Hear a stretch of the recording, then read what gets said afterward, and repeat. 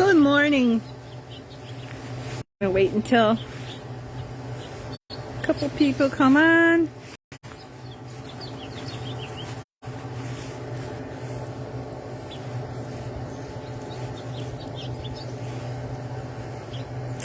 I got my warm hat on, so there's no excuses for the cold.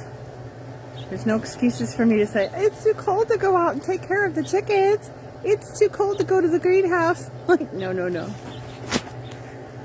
Swing around here. This is the winter wonderland. This is the spring flowering crab apple. Giant. Right outside our bathroom window. Well, not right outside. It's a good ways away from the house. But in the spring, I always see our pink flowers. So beautiful. Oh, there's the chief getting ready to go get the tractor out with the plow. He's going to see if he can get through this thick snow, which is good because I don't want him doing the manual labor and hurting himself. There's our fire pit. The fire pit is right over the top of the leach field for the septic. Got to think about septics when you have land. So our septic tank actually is right here. So when we built this platform, it's not a deck because it's not attached to the house. When we built this platform, we had to keep in mind where the septic tank is. So it's here, and then it goes out this way to the leach field, and then having a fire pit or barbecue there is a good thing. I don't know how loud this will be, but that's okay. But those are some things to think about when you land is where is your septic field, where is your septic tank, and then kind of go out from there with your building and your planting and things like that.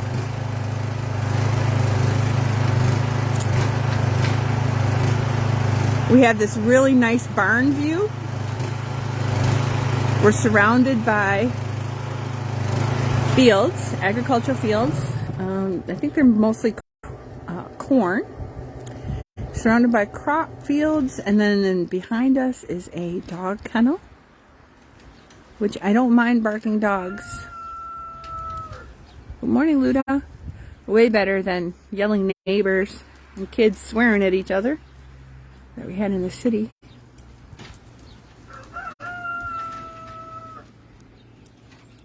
We are zoned agricultural, and even though we are on less than an acre, we do have chickens.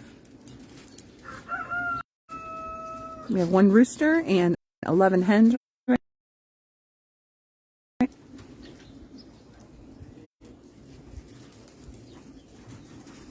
So the chief did make this platform, not a deck, not attached to the house, platform with posts, and he's got stringers. And we can run a shade cloth over the top. You can kind of see the shadows too. How much shade is actually provided in the winter time. So it comes to here from the house. So the house shades all of this. Right now it's shading here because the sun is way over there. So it's casting shadow this way. But when the sun is like around 11, 12 o'clock, the shade from the house has a line that comes about to here. That's something to keep in mind, is where is your shade? Now in the middle of summer, the shade is only to about here.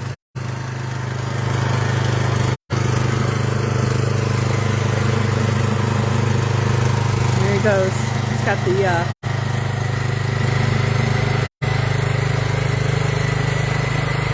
I forgot what those are called. Chains. He's got chains on. Snow chains on. But it doesn't look like they're working real well. He's kind of sliding around a little bit. We'll see what happens. He has to go, this is something for planning purposes too. He has to go all the way around this way to fit out the back gate over by the birch tree. And it barely fits out the back gate. We do have a front gate for the driveway and the garage around the corner here, but that is not quite wide enough to get the snow plow, or to get the tractor out, either for mowing or for plowing. We could change that, we just haven't done it yet. But the one in the back behind the greenhouse, the other side of the greenhouse, is just wide enough for the tractor to get in and out. A lot of times, he's not going to do it today, I'm sure, because this is going to melt at some point. But a lot of times he will actually plow tracks around so the dog can get out and do her thing, and so the cats can get out, and so I can make it around without dying in the snow, because I'm kind of short.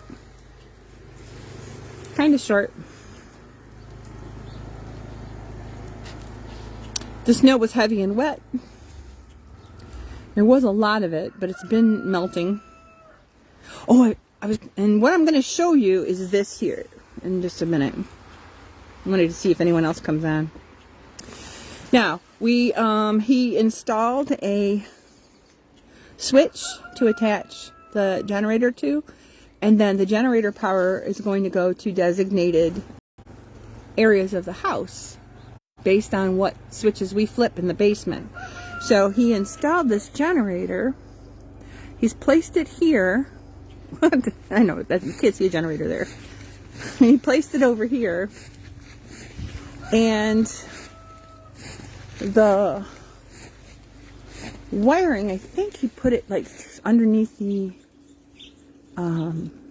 gate, and then through the basement wall into the panel that connects everything.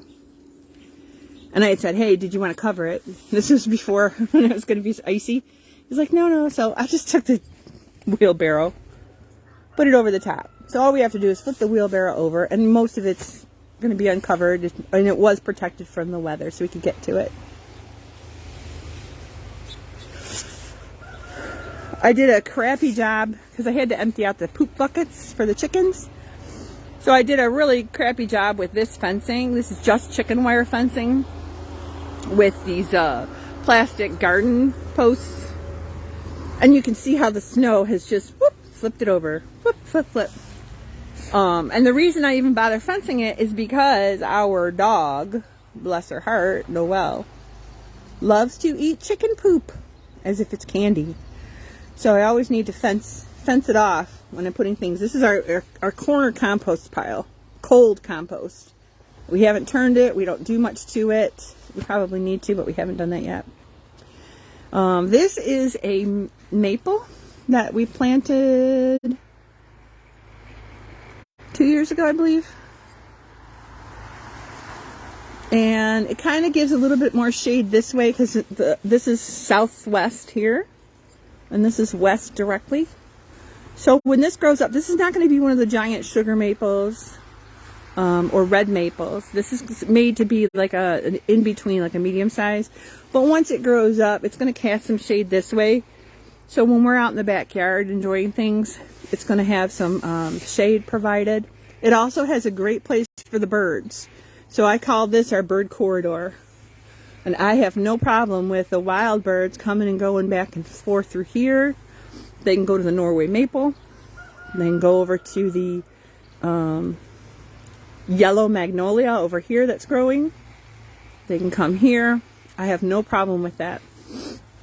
And then what I do with this maple is I just keep taking things off of the trunk as she grows. I think I'm going to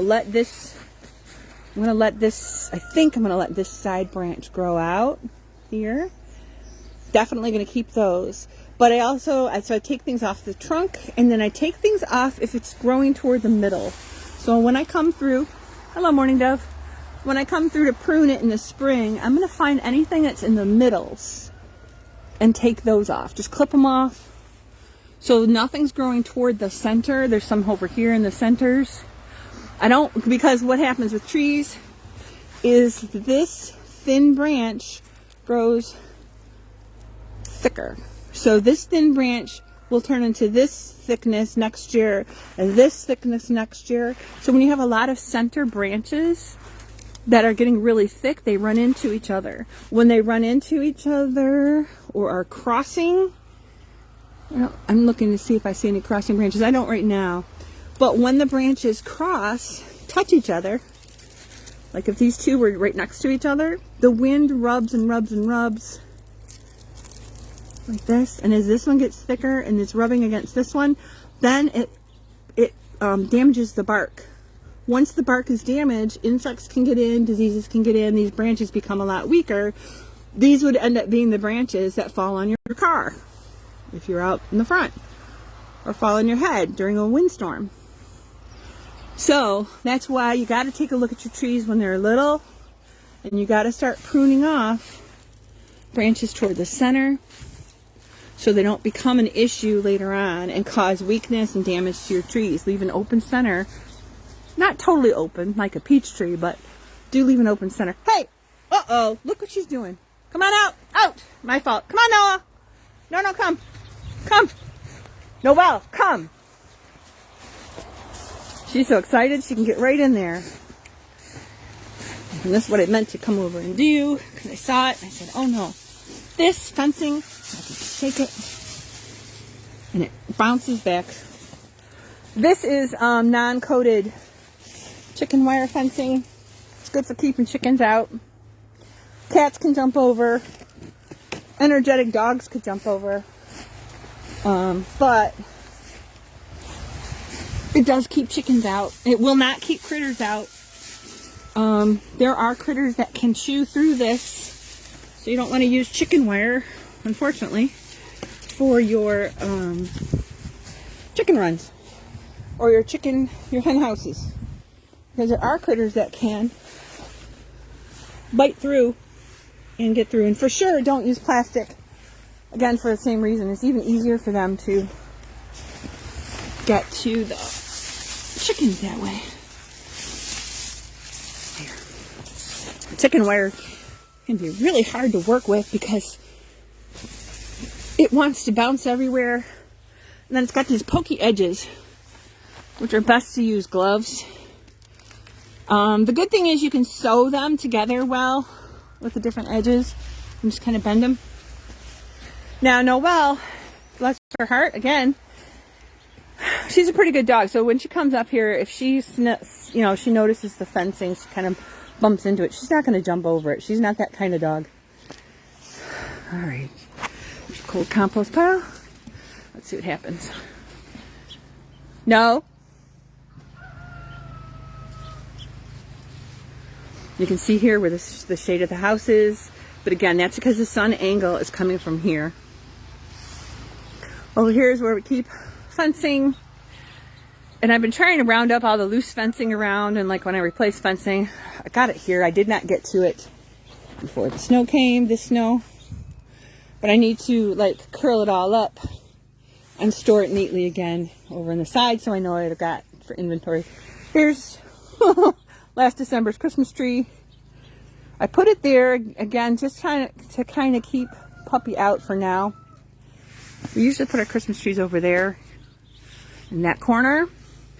And what we kind of did with this land, this part of the yard, is we made it so that he doesn't have to go into the corners, any corners, to mow. He can just do like a loop, except for this piece of wood here.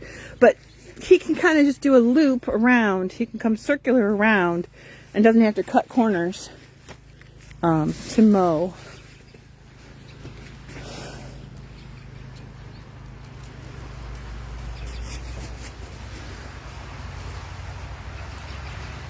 Okay, you can see the snow falling from the trees. So I want to show you this. This is what I came out here for.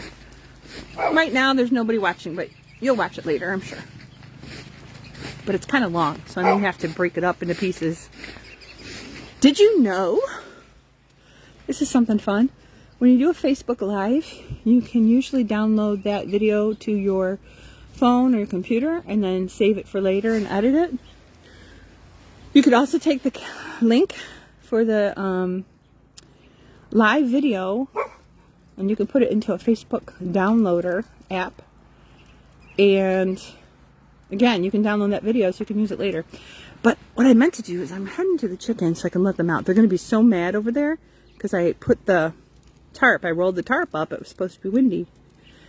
And the snow was going to be heavy. So I pulled that up. When I let them out, they're not going to like the snow. But that's not what I brought you out here for. This is what I wanted to show you when you're picking trees. The person who did our landscape plan, when we lived in the suburbs, we converted an old dirt area that was a swimming pool and a deck and playground. We converted that whole thing in the back to a fire pit patio, a pond with fountain, a dry riverbed, and a homemade pretty garden shed. So in her plan, she recommended this heritage river birch. So I've got 1, 2, 3. There's one over there, and there's a couple out front. She said, and this is being the case for sure, they hold up really well to wind. They just bend, they flex. And they also hold up really well to ice storms. And you can see, like this one here, you can see it's just bent over. Nothing is breaking off. I don't see branches down at the bottom. But I was going to show you this one here.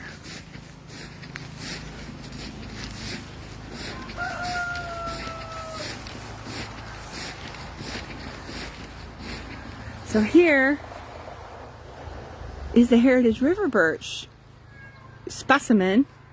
They usually have multiple trunks, or feet, I call them. And they don't necessarily like people messing with their feet. But what we do is, like, there's suckers down here. I'm going to take all those suckers off. But we start trimming off the branches toward the bottom, like 3 to 4 feet up the tree. And we like showing off the feet. Sometimes people use like not decorator lights, but like spotlights, solar spotlights or something, and they'll shine on this bark, which is really pretty. But you can see the branches are not breaking. There's a lot of snow, heavy snow on them, and all they're doing is bending right now. They're very pliable. Yes, kitty, goodness. That's Vegas, way over there. He's yelling at me because there's snow on the ground. I can't do anything about that. But you can see how pliable they are. They're bendable. They don't break as easily as a lot of the other types of trees. So during ice storms like this, I'm not sweating it. I'm not even going to bother coming out to like knock snow off of them or brush the snow, because I know they're going to be okay. Look at that deep curve they got over there. See that? See that bend? It's almost a U shape. So these are really good trees to have in the landscape. They do like water. They don't like to be dry necessarily. But if you plant things, look at that. Look at some sharp curves. If you plant things at their feet when you put them in, or the first year they're in, like this one here is a specimen. I put in irises, like flag irises. I put in lavender, Russian sage. Russian sage, it's in lavender, they don't tend to need a lot of water, but they will capture rainwater for the tree as it's growing. Now this is right close to the rain barrels, and a lot of water comes off the rain barrels and actually exits the rain barrels when they're full. So this area does get kind of moist. Moist. So the tree does just fine. And see, there's another curved branch. I'm not worried. When all this melts off, it's just going to spring up like it should. Over there, that one there, I've got a butterfly bush. I've got a bunch of the native goldenrod growing around there. I've got a bunch of other things. I can't even remember now because it's covered in snow. Other things that are going to help capture the rainwater. So they don't usually like things, like they don't, if it's established and you haven't put anything in there and it's been there for a long time, you got to be real careful if you go to plant around their what they call feet, because they don't necessarily like their feet disturbed. Yes, kitty, look. See, look at, he's in a path. He doesn't want to go in the hard snow. He wants to be in the path. Yes, kitty. Yes, Vegas, you're so loud. There's a robin. You see the robin? I don't know if I can zoom. I can. There's a robin. Look at the robin. There's a whole bunch of those coming now. I still see juncos around. So like the robins are early and the juncos are late, or just spring is early. That could be too. It gets so windy out here. Like this fencing helps some. The trees help some. This is the northwest corner of the property. So this helps break some of the wind. I said break wind. Yes, because I'm 10. It does help break some of the wind. There is a giant tree that has fallen over. And it's just, we got to cut it up and use it for firewood. You can see the tops of the trees have broken off too, because the wind is so strong out here at times. The wind was so strong just, what, a week ago, I think, that our weather vane, this poor thing, and it's even staked into the ground, had tipped over. So this thing is, it might be able to be salvageable. But that's another thing you have to think about if you're going to get some property. It's going to be the wind. Where does the wind come from? You know, what effect will it have? Alright, so there's the birch. And then having multiple stops is a good thing. So there is this fencing that can stop things. There's this picket fencing. If something blows, it could get stopped. I do like to put a pallet, like blocking a little bit of wind, because there's garden on the other side. This is actually an old door that we found, and we used it temporarily on the greenhouse when we were building it. But it blocks a lot of wind and snow as well. And then as far as wind goes, because chickens don't like, there. As far as wind goes, chickens don't like a lot of wind. So I have installed on this picket, this is a gate, on this picket gate, I have installed the plastic, corrugated plastic that's clear. So it lets the sun in once the sun comes up on the west side here, the west side that way. It lets the sun in, but it keeps the wind and the snow out. So how much does it keep it out? You can see it's blocked up in there. This is actually deer fencing. I love it. It's lightweight, it's easy to use. And fortunately it's the good kind. Walmart, you can get 100 feet, 7 foot tall bag of it for like 20 bucks. This is the really good kind that you can't see from a distance necessarily, that I use for customers when we do fencing projects. But you can see there's not a whole lot of snow that came in here. And then once the sun comes in, that's all going to dry out. Over there it has no protection at all. And actually the snow this time, unfortunately, weirdly, was coming this way. The wind was coming from the east, which I thought was so strange. This is all bowed down. That's not a good thing. I got to dump that out, push it and dump it out, because this is actually a tunnel. So seeing bowing down, I got to take care of that. But anyway, I installed these to keep the severe winter winds out, but to also allow the sun to come through. So there's a windbreak, but then there's areas that they can come and congregate. So when I roll it all out, when I extend it out, I already have PVC piping framework. This is cargo netting that used for trucks. You can find this at Harbor Freight, pretty cheap too. Whenever area, this is an open area. If there's a chicken here, whoop, bird comes down. But when these are like closed up a little bit more, it's less likely that the birds come in. I have not seen big birds come through these holes at all. I've never seen that before. Areas that are, like I said, if they are uncovered, they have free access to them. They can come in. They usually, predators from the air, they usually dive in. So if they see a chicken here, like when I open the door, a lot of times they'll sit on the door. If they see a chicken here, they can get it. So that's the setup for there. This is part of the chicken run. It goes between the greenhouse and then behind in the tunnel that I showed you. And then they also have access to underneath this hoop house. I moved the cattle panel arch from here over to there, covered it in greenhouse plastic.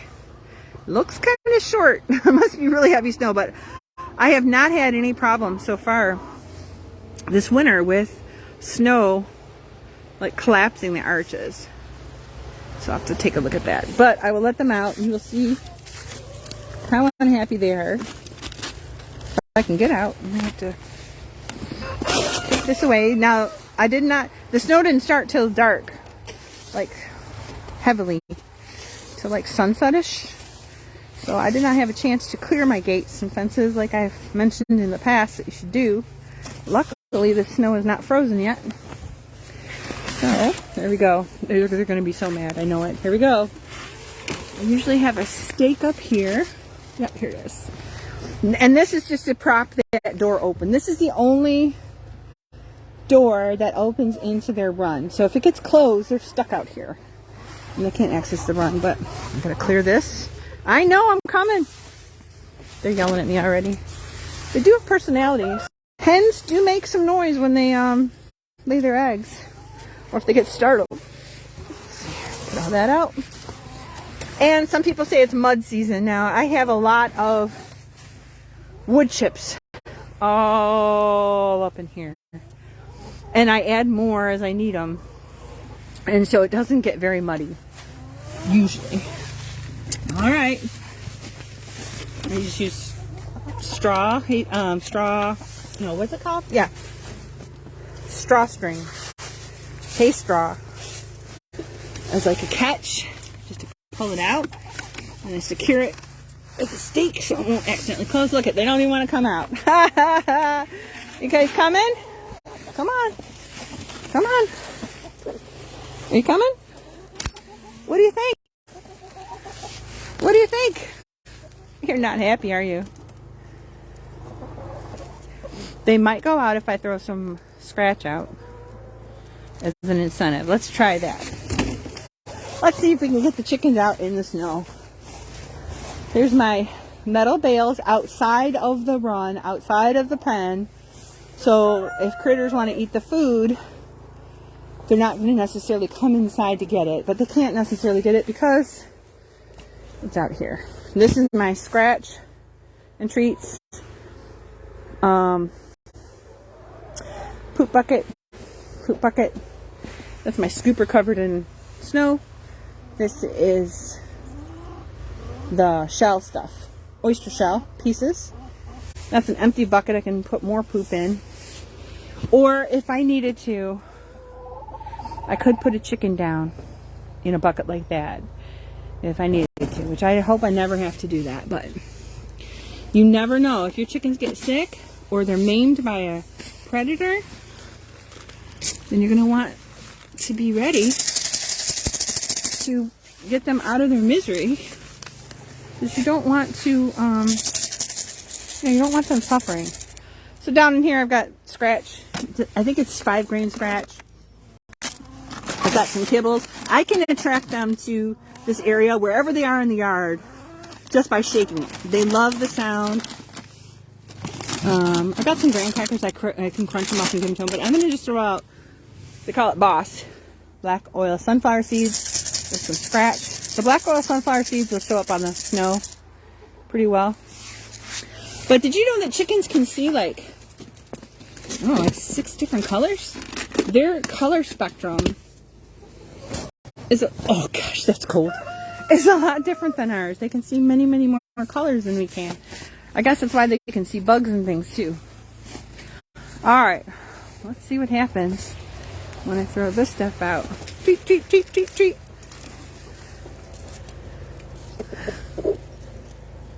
What do you think, Luda? You going out for treats? Treat, treat, treat, treat. Zora will. Zora always likes to go in the snow. She has no problems. This one. She's one of the ones that lays the blue-green eggs. They lay the light-colored eggs. They lay the dark brown eggs, the chocolate-colored eggs. Hey, there you go. There you go. Treat, treat, treat, treat.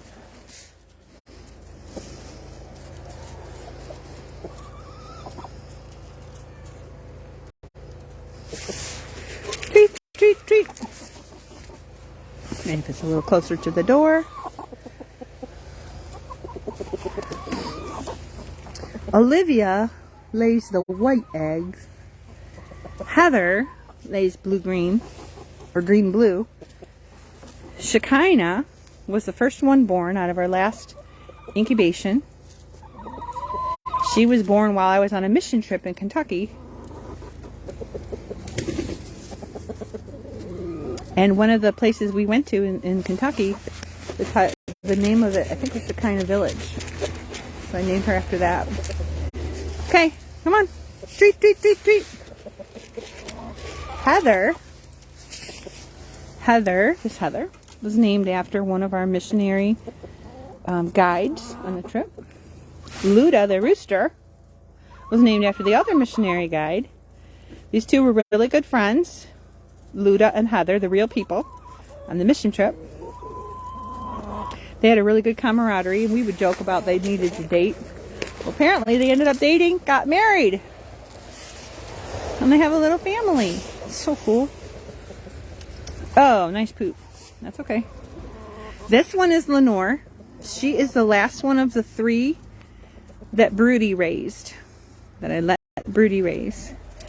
Broody raised a black colored one, a white colored one, and an amber color one, like orangish amber, like way more orange than Heather and Olivia. But the white and the orange one ended up being roosters. So we had to give them away. We can only have one rooster. I mean, technically we could have as many roosters as we want to, but it'd be really loud. And if we kept all the roosters with all the hens backs would be bare. They would be mating all the time with them. The hens would not want to be laying eggs because they'd just be stressed out. Can't have that many guys with this little chickens. All right, treat, treat, treat, treat. If you go out treats, you got to come out. You have to come out to get treats. Hi, Vegas. Vegas typically jumps on here, and then would jump on the roof, and then would jump down. This is bowed in, so I have to go inside and take care of it. Right here is bowed in, but it's strapped down from the wind. This is not going anywhere anymore. There's snow on the roof of the greenhouse, but that will melt with the sun. I do have to get in there, I think. No, I'll check on it later today and see.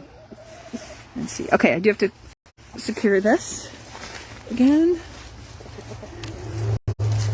This is tough though. If I was going to do this again with the this, I would put them on posts that are really tall, so I could walk underneath them without gagging myself, and so I could do things inside here without worrying about the cargo netting.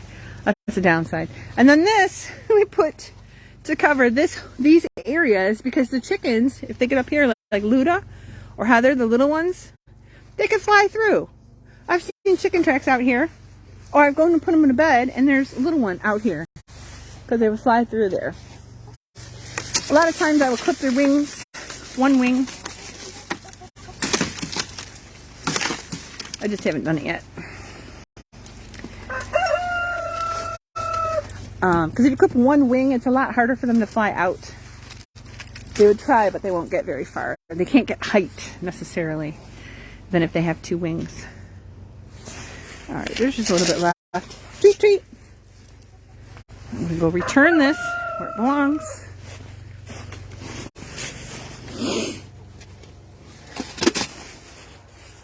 Here. There's over here. Let go.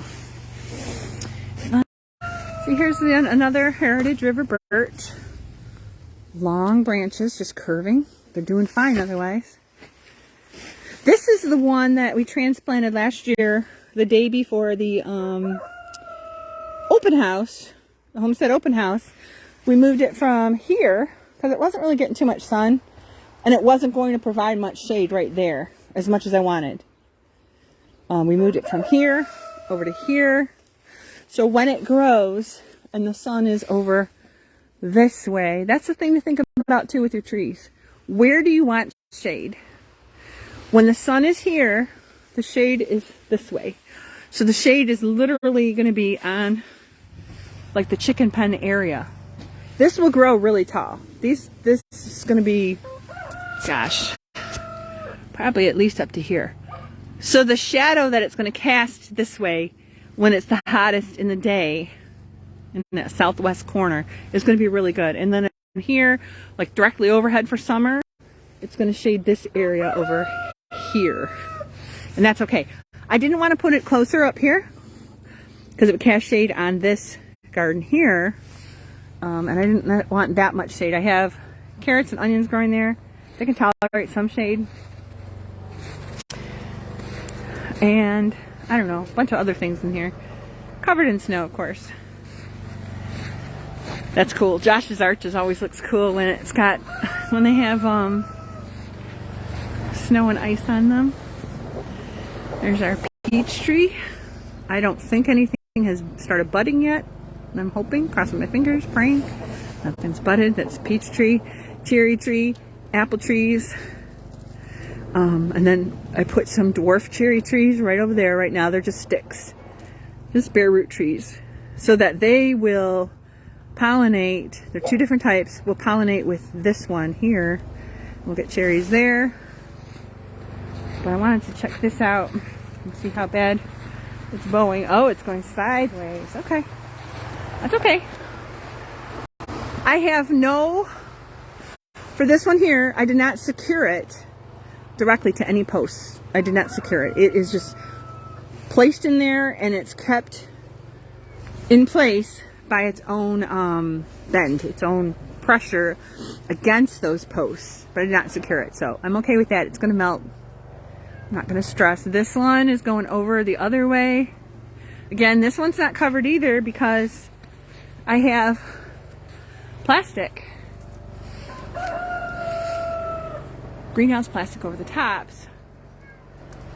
I did secure with rope so they wouldn't blow away, and so the plastic was down, but I'm not going to worry about it.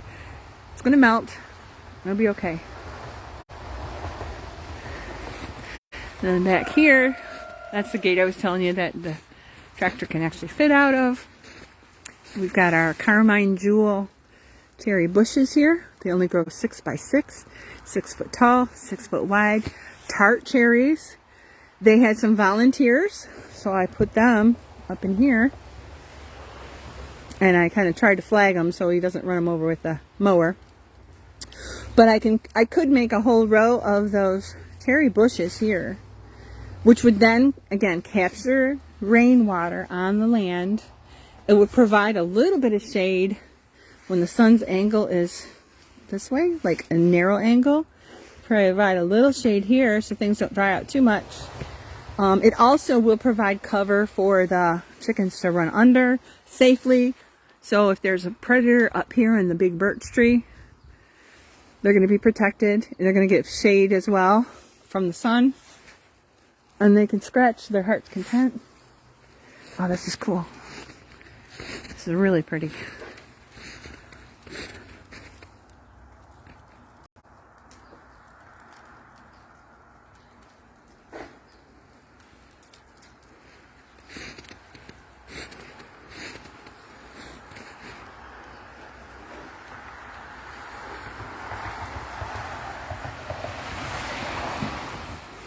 Yeah, that peach tree is way too tall right now. I'll definitely be taking it back. Not yet. Try to listen to my orchardist, Dawn Green. She says you do not trim them in the growing. You do not trim them until, okay, when you prune them, she said. Oh, there's a broken branch. There's my ADHD. She said when you prune them, you stimulate new growth. So when the new growth grows, you don't want it to die back from snow and ice and things like that. So you have to wait to prune them until the new growth would have a chance to actually grow. I hope that makes sense. I hope I told you the right thing. I got it on video. I could always look it up again.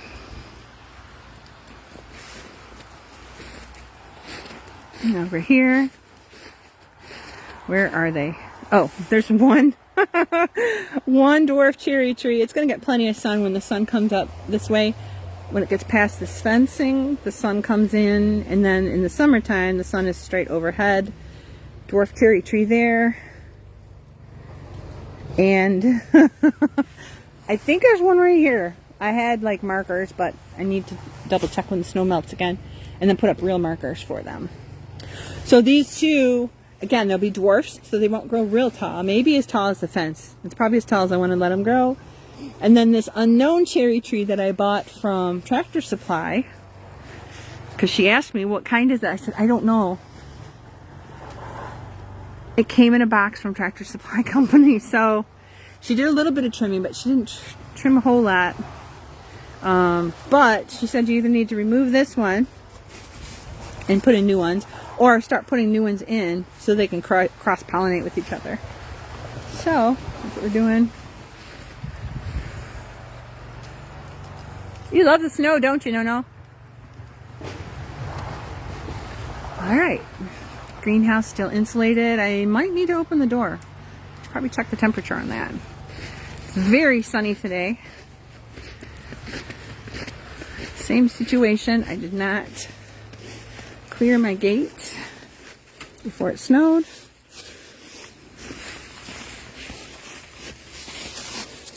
Get a little bit out with my boot. Okay. I like, also, this is something silly, but I like when I can't see where the gate is from the view. Like when I look at a fence and I can't tell where the gate is. To me, it says like secret fence, secret gate. But I also don't want strangers just coming in and helping themselves, you know? Okay. And let's see. What's the temp in here?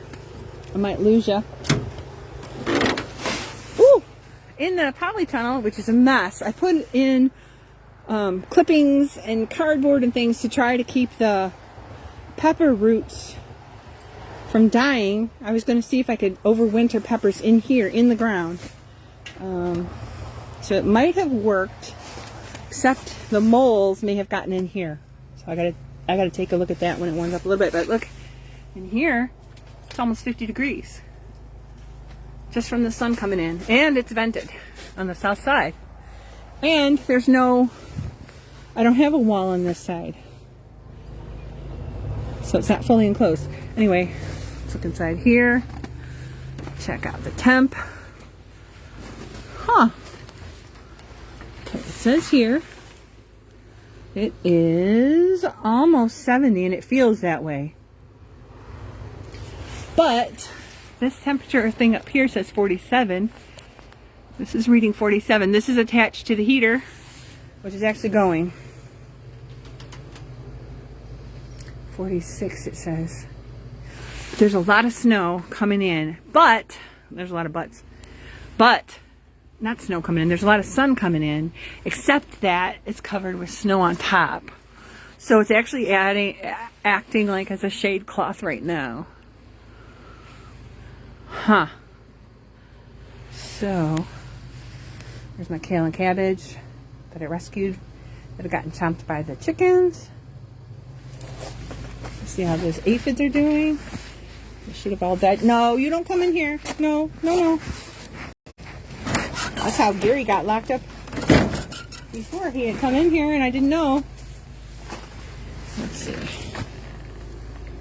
I don't know if they're alive or dead. No, they look like they're dead. They look like they're coming right off. Not moving. Good. They're falling right off. Good. This was dish soap, vinegar, and water in a spray bottle.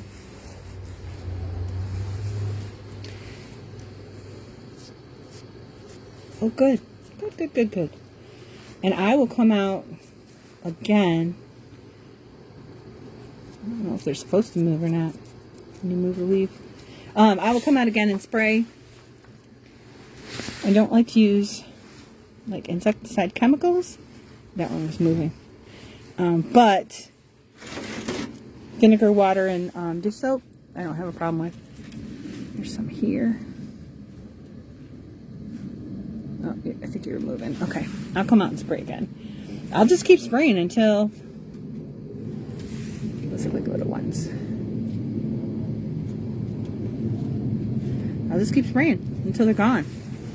They were really in here inside the carrots. They like to hang out on the stems. Yeah, there's a bunch right there. Right down here in these little carrots. You can see the little bumps. Those are aphids. So I need to take care of those. Peas are doing fine. Look at that. Look how tall they're growing. Ta-dee-da-da-da. And they have some flowers. So I'm caught between a rock and a hard place. This temperature gauge says it's almost 80, but it does have some sun coming on it. What to do? So what I want to do, oh, there's something flying around. What I want to do is leave the greenhouse door open. This says just a little over 60 now. Oh, because I had the door open. I want to leave the greenhouse door open and close the screen door. But I think what I'll do then is I'll just turn the heater off for now. Keep it off. And I'll come check it again later today when the snow melts. Because again, this is providing some good shade. I mean, if it even stays like 60 in here. And see, I put greenhouse plastic here to cover that section. This section here in the back. That's the north side. So if any breezes are blowing or cold air is over there, it's going to get stuck. Oh, I do have my fan. This oscillating fan. I could start that going too. That way, if there's warm air, it's not going to consolidate in one area, and it could dry off some of the cooler air in from there. Just gentle. Let's see. Am I seeing them shake? Yes. Seeing them shake. Okay, good. Got a trap because I saw mouse evidence, but I haven't caught them yet. These little guys, still the same size as they were when I planted them. It's harder for them to grow, I guess. In the cool. Yep, that's what I'll do. I'll just leave the fan on. I'll put that back for now. And it will circulate air around and draw air from there, so it won't be stagnant. When it gets really, really warm, I do have the fans. And this blows this way, or I could blow down this way, and it would suck out that vent fan in the back. Way back there. And I do have other fans I can put down at the bottom. Alright, that's it. I'm leaving it like that. Alright, I'm out. And see, little boy likes it out here. My radishes, between the heat and the dumb aphids, were not happy, so I brought them out here. I think they'd be happier out here. I did spray them with the aphid stuff. They're under the hoop house, so they don't have the snow on them. If I want to water them, I can put snow in there and let it melt. But they've popped back up a little bit more, so as far as the leaves go. Man, those aphids grew fast. I think they really like the heat. And they multiply faster that way, I guess. Alright, let me look at this one more time. It's not going to go anywhere because there are posts there and over there. It's bending this way, but I don't think it's going to move anywhere. This one, like I said, it's bending this way. The ropes are still there. There's posts bending. But the snow is melting right now. Huh. Woo! Aha! Just two little shakes. Now, the snow is only on the top. See? So much. And it won't warp it. Came off this side. I wonder if I can do the same with this one. Let's try it and find out. There's mole tunnels there. Once the dumb snow is done, I'm going to use the Repel-X. I'm going to start by sprinkling it in the middle of these garden beds. These are raised beds. They're only about 6 inches with landscape timbers. So I'm going to start by putting it in the pathway, which they don't like it. Repel-X is an castor oil based product. They don't like it. When they eat it, it sticks to the fur when they're cleaning themselves and stuff, so they don't like it. So I'm going to put it in the pathway first. Then I'm going to put it inside the beds on each side of the pathway. Then I'm going to put it on the outsides of the beds. Then I'm going to put it on the outside pathways. So I'm going to start in one central area, work outward in a circle. I don't know. I'll have to see if I can use it with the chickens. I might put it in their pen just to kind of force the moles out. I definitely want to come this way with it, because like I said, there's a mole tunnel here. I've seen mole evidence over there. There's holes in this bed over here. Gosh, that's so annoying. So I didn't do anything with it because I wasn't sure what to do, and then I just got paralyzed, so I didn't do anything. But I need to start on that because moles are damaging, and the voles come in after that. So moles. Oh yeah, this is working. Hold on. Oh yeah. Shake it, shake it, shake it. Shake it, baby, shake it. Shake it, baby. Oh, coming off. Look at that. There we go. There we go. Look at that. I don't mind that at all. And it's kind of bounced back in shape. So this has been a dry spot where the chickens can go to get dust baths and get warmed up and stuff. But the winds came in from the east, blowing the snow into this way, and they come from the north too, north and east. It will melt though, because it'll get warm underneath there. Hey, I like that. It works. The Christmas lights, these are not LED lights. These are the regular kind, standard kind. But they operate, they give us enough warmth as a single 40-watt bulb.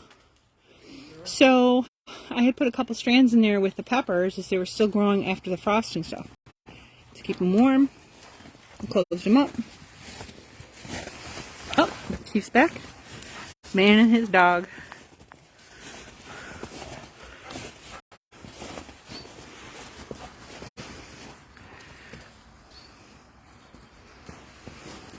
You got any words? Word. Dog. Is that your word? Go get it. Good girl. So this trap here, Dave, did not spring. What? This trap did not spring. I'm afraid to pick it up. What? This trap. What? This trap. So he's going to come around because now he's going to look at it. I'm going to shake this side. So a little more sun will come in. There we go. Look at it. Now it's going right back to its shape. It should. Look at that. Ta-da! Very flexible. I've got ropes on this too to keep them secured. My hero! Thank you! This is a mole trap. Mechanical. Haven't caught anything on it yet. But I will. Where there's a will, there's a way.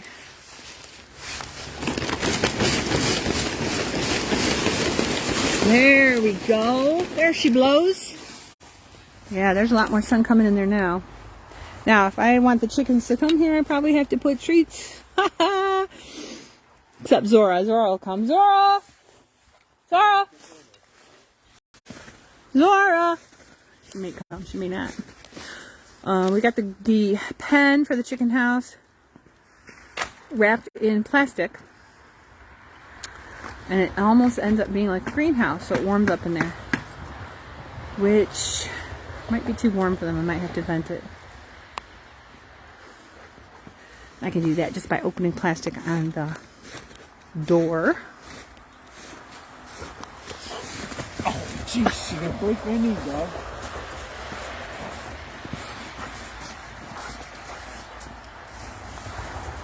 Go get it. Go get it. Where is it? Go get it. You're gonna go find one in the bushes.